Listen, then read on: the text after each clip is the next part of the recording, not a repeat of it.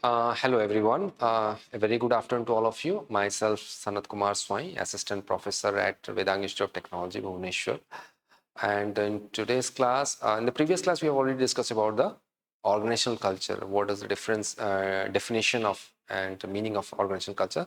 So today in class, we'll be discussing about the what exactly is organizational culture and how we need to cultivate, how we need to create an organizational culture and how that can be sustainable organizational culture, how we need to create a sustainable organizational culture basically. Okay.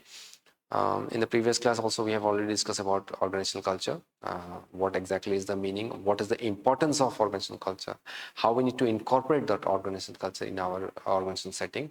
Okay, so we'll be going through a few slides and few examples as well. We'll try to find out how we need to create it and sustainable organizational culture. Okay, right. So to recapitulate, if you say, as you all of you know about organizational culture in the previous class, that it is a shared value. Okay, what is organizational culture? Organizational culture is like shared values. Okay, shared values, beliefs, norms, and practices. See, again, I would recapitulate. Okay, what exactly is culture? See, every family has certain culture. Okay. Okay, I will give you an example. Okay. While having breakfast or while having food in your home, okay, how do you sit together? Whether you all of your family members come together or you eat separately. Whether you take your food on the dining table or you prefer to sit on the ground. Eating habits, I would say. Yes or no? So that is a see, every family has got certain cultures, certain values, okay, certain beliefs, certain norms, certain practices. So this comes under your practices. What kind of practice you adopt at your home? And for example, one family, they have certain practices, and that practice is being followed by the second family, third family, fourth family, and let's say entire village. So that becomes a culture of that village, or maybe that community. I'm not saying whether that's a good practice or that's a bad practice, whatever. Okay. So you see, there are cultures where people they marry a tree. Okay. There are certain rituals, certain beliefs are there, beliefs patterns are there. If there is no rain, then they there's rituals through which the frogs has been married together. I'm not saying that that's a wrong concept, that's a bad thing, that's a good thing. I'm not saying that. But that is a practice which is being followed by a set of people. So they have, in that particular community or in that particular area, they have a shared values that, yes, we value this. These are our shared values. These are our belief patterns. This is our norms. These are our practices. And we have to understand those practices. So similarly, as that is a practice in any culture, that is a practice in any particular area or geographical location. So similarly, that practice is also being followed in any organization. And when that practices are being followed in an organization, then that is termed as an organizational culture. That becomes an organizational culture, right? So now, why that is important? Because it is a critical element in determining the success and failure of an organization. Definitely, culture. See, who follows the culture? People follow the culture. Okay, and if you're not able to understand those culture, then how will the people work in an organization? See, if my culture has been undermined, then definitely I'm not going to perform well in any organization I'm given to. Yes or no? So my culture has to be respected. I have certain values, I have certain norms. I'm talking about the cultural values. I'm talking about the culture, I mean societal values. I'm not talking about the organizational culture. But when there's a mixture of different culture working in together in any organization, then we also form certain practices. The organization forms certain practices, certain beliefs, certain values, which we need to understand that yes, this particular organization has certain rules and regulations, certain culture which we need to follow, certain values, certain norms, certain beliefs, certain practices, and these all things constitute the culture of that particular organization. Okay, right. Next, a strong organizational culture fosters unity, encourages collaboration, and enhance employee motivation. Definitely, if we are having any a strong organizational culture, then that is that bounds, that makes easier to foster certain unity. There's a bonding among the employees. Okay, and we are also motivated to work to the best of our ability, right? Next, if you're looking at the Indian context where diversity in culture, languages and tradition is prominent, creating a sustaining cohesive organization culture presents unique challenge. See, definitely India is a diverse country with a lot of diverse culture. Okay, so how do we need to bring all the diversity into our organization? Tell me.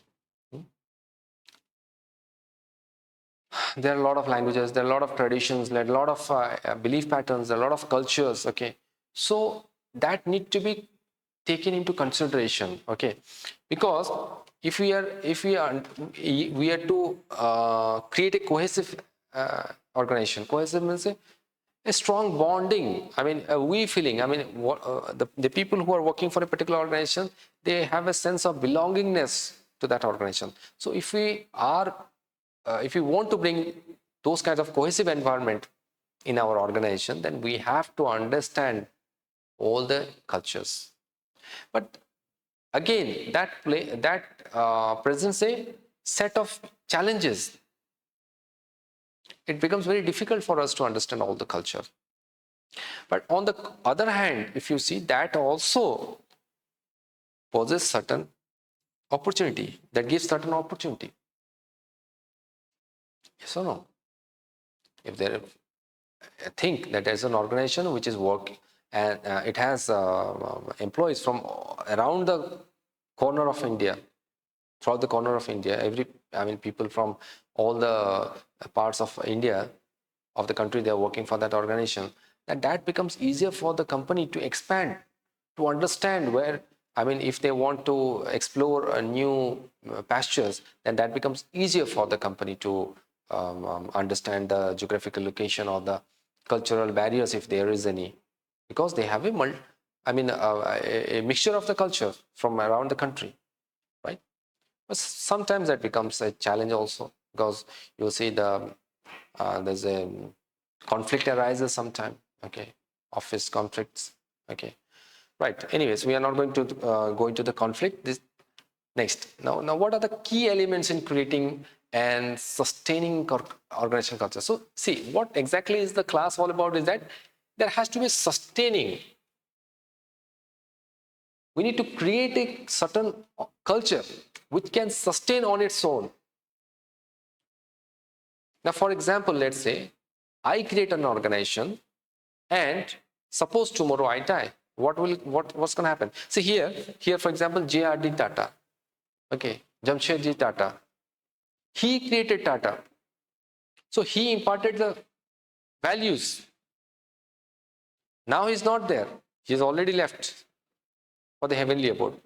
But the culture, culture which he has imbibed in the Tata group is still continuing. So the first one is leadership commitment. First element. Okay, so here there are a lot of other companies which have leadership commitments, but we are talking about the Tata Group. Okay, so the Tata Group's leadership has always demonstrated a strong commitment to ethical business. Okay, they always do ethical business practices, and they have a sense of social responsibility as well. Okay, so these are the values which have been imparted by the founder of Tata, J.R.D. Tata, and it continues to shape the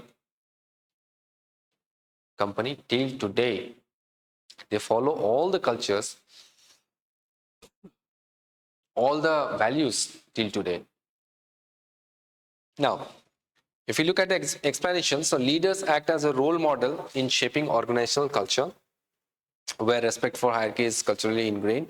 Leaders play a pivotal role in influencing behaviors and setting them. So, who are the people who are being, which we are going to follow?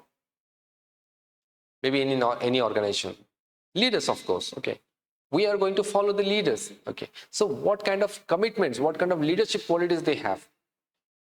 They normally shape the organizational culture. Okay, sometimes you will see that there are family-run businesses, and in those family-run businesses, you will see that certain hierarchy has been followed, but still that plays a very important role. Okay, next, shared values and mission. Okay, as we have already discussed, shared values and missions. So every company, every organization have a certain shared values and mission.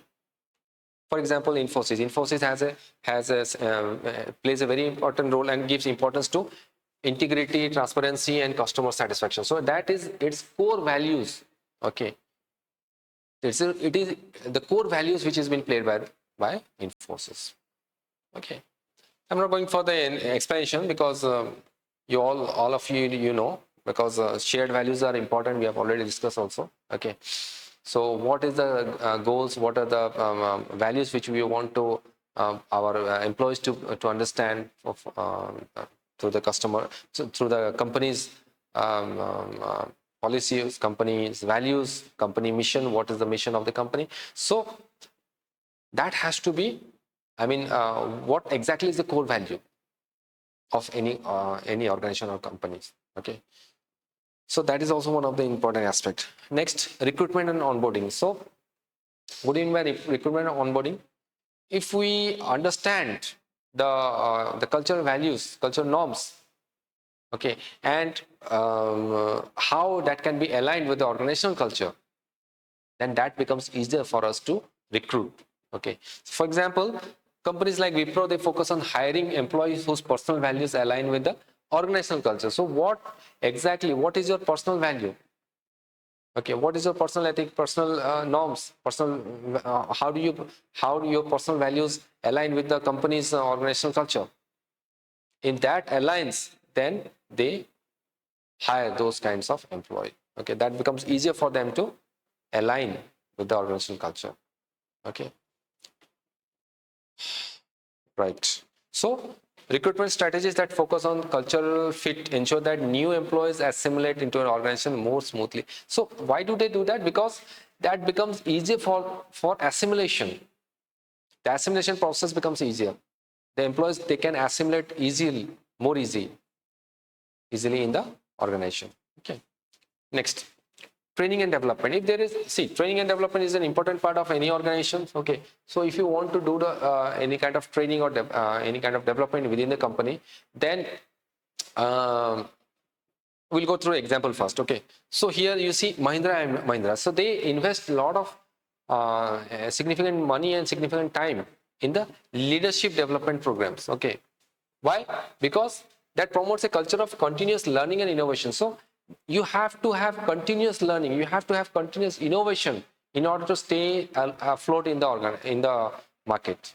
Okay, so that is why training initiatives are vital to reinforce the desired cultural values. If you want to have certain cultural values which we want to incorporate in our company or our organization, then we have to have the training initiatives. A lot of different training initiatives has to be taken into consideration. Okay, so yeah. So in India, where education is highly valued, training programs that emphasize both technical and ethical aspect help sustain the organizational culture. So if you want to sustain the ethical organizational culture, organizational culture, I would say, then we have to understand the training. We have to give emphasis on the technical and the ethical aspects of any kind of organizational culture. Right?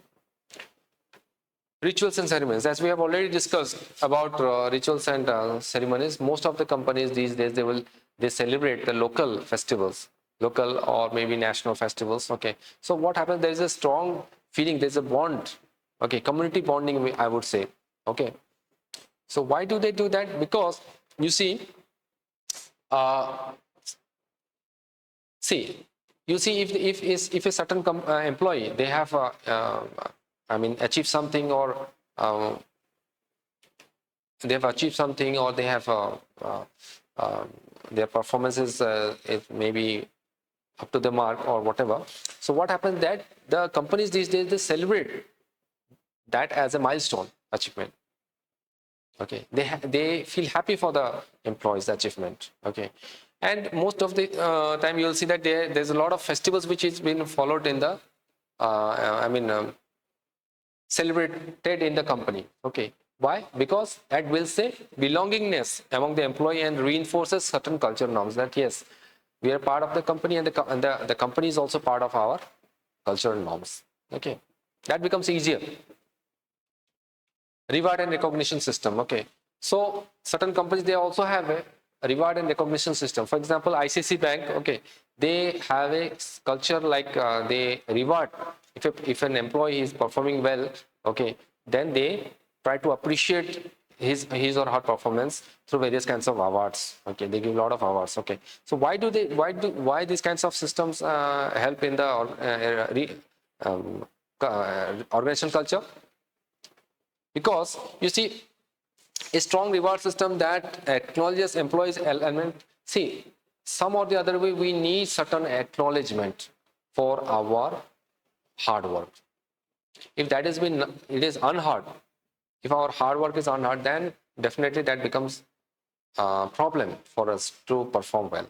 Okay, but if the organization, they acknowledge and they reward, they understand our hard work, and then we feel motivated to give our best performance. Okay, so similarly, you see, particularly the Indian organization these days, they often use the recognition to reinforce loyalty and commitment, which are culturally important. So they also reinforce that yes, if you are committed, then we are also committed. If you are loyal, then we are also loyal, and that reinforces the cultural organizational culture within any organization. Okay. Adaptation to cultural diversity. Okay, cultural diversity, as we have already discussed that India is a multicultural diverse country. So there are certain global companies, which multinational global companies, they have working in India. Okay, so they need to adapt to certain cultural practices in India, so that becomes easier for them to perform in that local scenario. Okay, for example, working hours. Okay, flexible working hours. Okay, Indian work environment, they need to understand the local work environment. So this is very important. Okay, to maintain the core organizational values. Okay, which is also important to sustain the organizational culture, right? Example of successful organizations. See, we have already discussed about Tata Group. We have already discussed about Infosys. Okay, so they have a they perform, ethically. The business performance of these kinds of groups, it is based on ethical practice. They have certain social responsibility. Okay, they have a commitment towards their employees. Okay, and it's like a ethical governance, I would say. Okay, their leadership. Okay, it is like innovation, all leaderships. Okay, it is built on trust. Okay, the organizational culture is being taken care of. Okay, so these are the few examples of the successful organizational culture in India, basically. Okay, next. Okay, with this we have come to the end of the slide. Okay, conclusion. So what we have learned so far. So the point one, creating and sustaining an organizational culture in the Indian context involves blending global best practices with local culture. So if in an international organization, if they are working in India, okay, so they have to blend the best practices, the global practices which are being followed, along with the local practices or local culture. They need to be sensitive towards the local culture as well. Okay. Next, leadership plays a crucial role in modeling the desired culture, while shared values, recruitment strategies, and regular reinforcement. So definitely leadership plays a very important role to reinforce the the culture, I mean, organizational culture. Okay, why? Because they can reinforce the desired culture, they can reinforce the shared values, they can reinforce the strategies, okay, various recruitment strategies, and they can also give the recognitions. Okay, so basically I would say this leadership plays a very important role in creating a sustainable organizational culture, right? Okay. Next, in a country as diverse as India, a well-defined and inclusive organizational culture is key to achieving organizational harmony. So if we want to have a harmonious organizational culture, then we need to understand the cultural patterns of India, okay, and how we can integrate, how we can make an inclusivity of all those culture in the organizational culture in our organization. Okay. Next, by integrating traditional values with modern organizational practices, Indian companies can create strong, sustainable culture. Definitely, see, we have our own traditional values and we have certain modern organizational practices which are being followed throughout the world. So if we are integrating both of them, if we are blending both of them, then definitely we'll be able to create a more strong and sustainable culture in the years to come. Okay, so definitely that will help any organization to create a sustainable organizational culture, right? Okay. Okay, so thank you very much.